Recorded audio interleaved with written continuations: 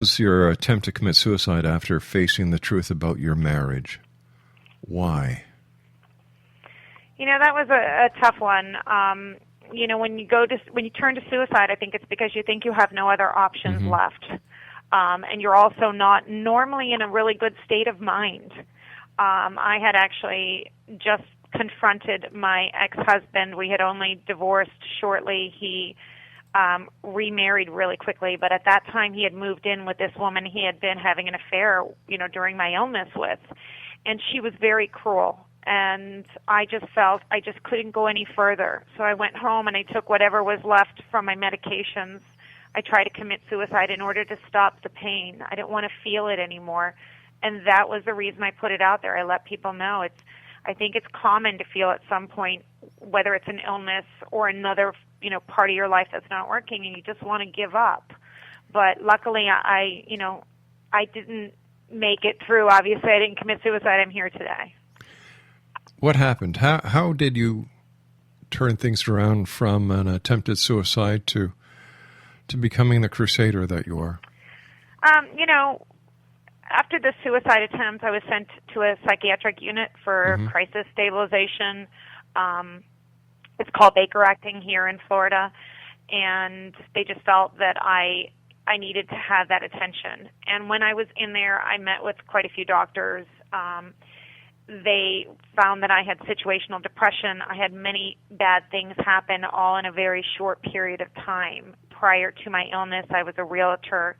I had lost our home in a short sale. We had lost our business. We went bankrupt. All of these things happened, and then I got cancer. So it was all too much. And, with him then finding love and, moving on with his life so quickly, that was the breaking point for me. But when I was in there, I did look around, and I did notice a lot of those patients were in there on a voluntary basis, and they were dealing with a lot of disorders, and I just kind of was inspired by them. I felt like, a lot of people might think that they're not sane, where I found them to be some of the sanest people in the world because they were honestly dealing with their issues, where a lot of us don't. We just kind of keep going and don't stop and say, it's all too much. Do you think that all the stress and all the events that you had in your life actually contributed to you getting cancer? Was this part of your of the cancer? Well, in my belief,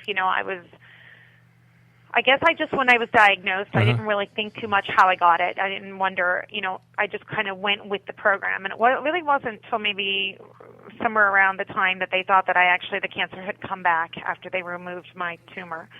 That I really wondered, why me? What was it that I had done? I had a normal eating pattern. There wasn't really anything that I could see that I was doing wrong. But I started reading a lot of self-help books after he left, and was inspired by the thought that your thought patterns can create, illness in your body. And it matched up with, what I had. Colon cancer is supposed to be deep resentment, and me not dealing with something, and I really felt like there was a lot to that. Fascinating. I hesitate to ask you this question, but I believe I need to. Okay. At that moment, you decided to end it. How did you feel? Oh gosh, it's a really dark place. And it's one, I guess, if you can imagine turning out the lights and just feeling an inner ache in your heart, and it's empty, it's hollow. There's no more push in you, and you're just so hollow. I had cried. I say in my book I cried 40 days and 40 nights, but honestly, I think I cried 3 months straight, and I just couldn't get out of bed, let alone shower and function for my children, let alone take care of myself physically. And being confronted with him moving on and having this whole new life, it just broke my heart. So from an attempted suicide to recovery, what happened in between taking the pills and ending up in the hospital? What happened to your plan of committing suicide? Well, I mean, there wasn't really a plan from the moment, that I met him and his, to-be future wife. I went home and instantly overdosed. My older son at the time, 20, found me. brought me into a hospital where they stomach pumped me. Mm-hmm. Within a few days, I think even maybe 48 hours, I was in a psych ward. I think I landed there for approximately 10 days, where they put me on an antidepressant, and I would have to see, a therapist Right. and somebody, for the prescription. I actually felt so free when I came out of there. It was the first time I could actually say I knew I hit my low, because I started to appreciate the small things, like taking a hot shower and having privacy. Little basic human things that make you feel good about yourself, I could finally enjoy again. The everyday things that we do in life that we take for granted. Exactly. Wow. When they're taken away from you. Mm-hmm. And you go 10 days, with somebody monitoring your every move. And then you walk out a door. It must be similar, I think, to maybe, leaving prison. You see the sun is shining. You Mm-hmm. hear the birds. You actually see and hear things. All of your senses are really heightened. And you're grateful. You become grateful again. How have the events of your past, leading up to the book, changed your religious beliefs, if any? I was born up strict Catholic. I was born actually in Ohio, moved to Ireland where my parents were from, raised there, went to Catholic school, came back again to Ohio, and was readmitted into Catholic school.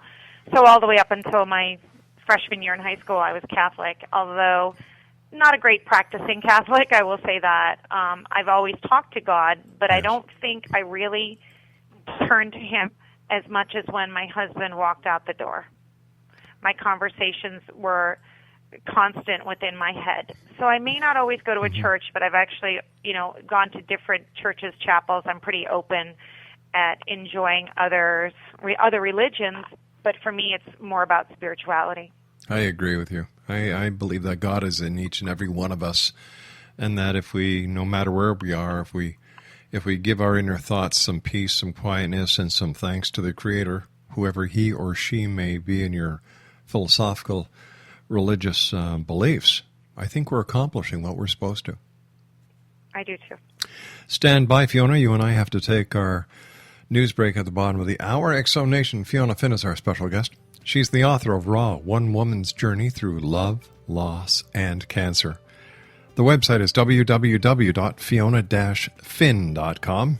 And we'll be back on the other side of this commercial break as we continue here in the X Zone with yours truly, Rob McConnell, coming to you around the world from our broadcast center in Hamilton, Ontario, Canada. Don't go away.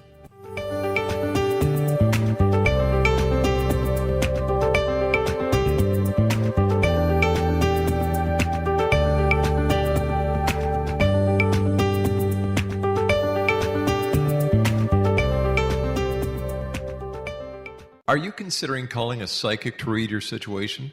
Then consider David Champion, a psychic medium for more than 20 years with thousands of readings under his belt. David Champion will make you feel comfortable. He has proven to be honest and accurate. He's a straight shooter. There's no guesswork. What he sees is what you get. While he is a medium, most of the calls focus on relationships, not only love, but work, school, neighbors, and more. Need help with finding a job and preparing for the interview? Are you dealing with people who are obstacles in your path? For more information, go to davidchampion.com, $1.50 per minute paid by credit card with a minimum of 30 minutes.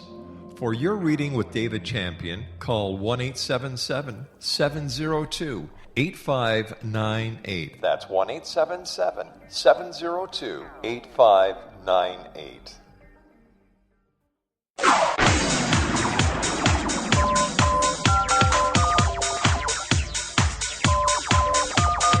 Now you can dial in to listen to the X Zone radio show from anywhere in the world with Rob McConnell 24/7, 365 by dialing 213-401-0080. That's 213-401-0080. If you have a mobile phone or landline, the X Zone radio show with Rob McConnell is now at your beck and call at 213-401-0080. That's 213-401-0080, 24/7, 365.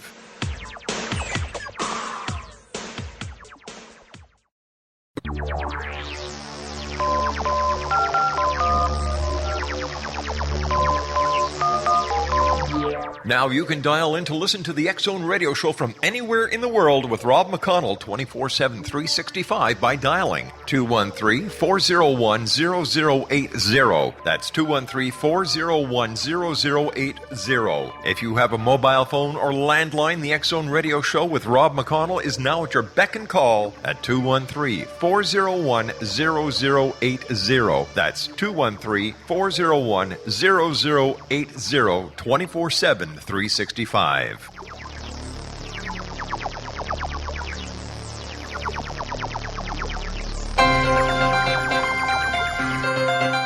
This is the X-Zone Broadcast Network, broadcasting worldwide on broadcast affiliates and satellite program providers, including CNN Broadcast Network, Sirius Satellite Network, Star Media, Good News Radio Network, Angel Broadcast Network, Wiki Broadcast Network, and WPBN TV.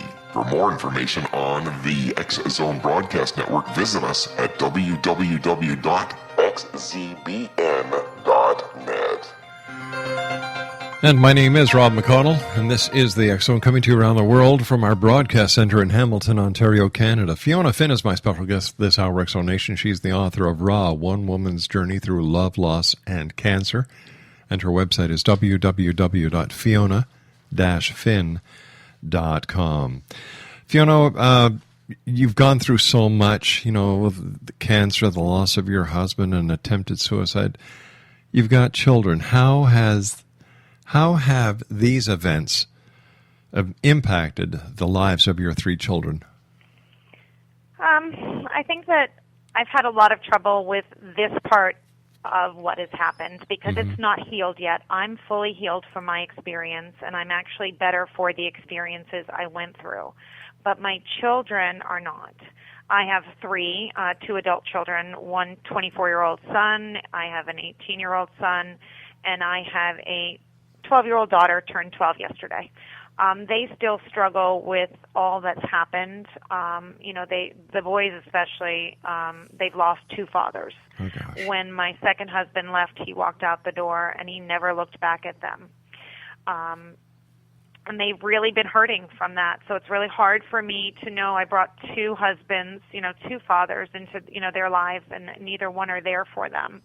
And then for them to watch what happened and the decline of our lives, we lost our home, our cars, the business. We've moved 9 times in 3.5 years. So I have taken their security. Cancer took their security, and then me just trying to make it, their security has just been taken from them. It's been really difficult.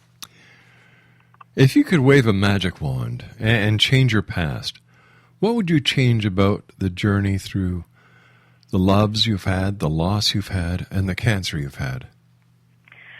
I think I'd have to say the children. If I could wave that wand, I would, as any mother would, only leave them with any memory of the good times and not one single memory of the bad or sad times. Okay? And then on my end, as a person, I should have listened to my mother. I think I would go back in time and I would have actually listened to her about something simple. One of the hard things after my husband left was he actually left us penniless. He took everything. And we worked together. We were spouses selling houses. We were a team. We were, on every bus bench and advertisement in town. But when he had the opportunity, he took it all.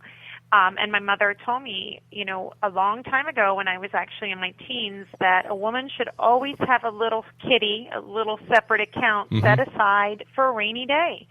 That way you're not stuck in a bad marriage or a bad relationship, and you always have that independence. But I thought that when you're in a marriage, you share everything. You share your thoughts, your feelings, and you share every dollar. Had I listened to her, we probably wouldn't have tumbled this far financially. The title of your book is Raw, which spells war backwards. Was that intentional? It definitely was intentional. I use a lot of pictures and words to share feelings. So for me,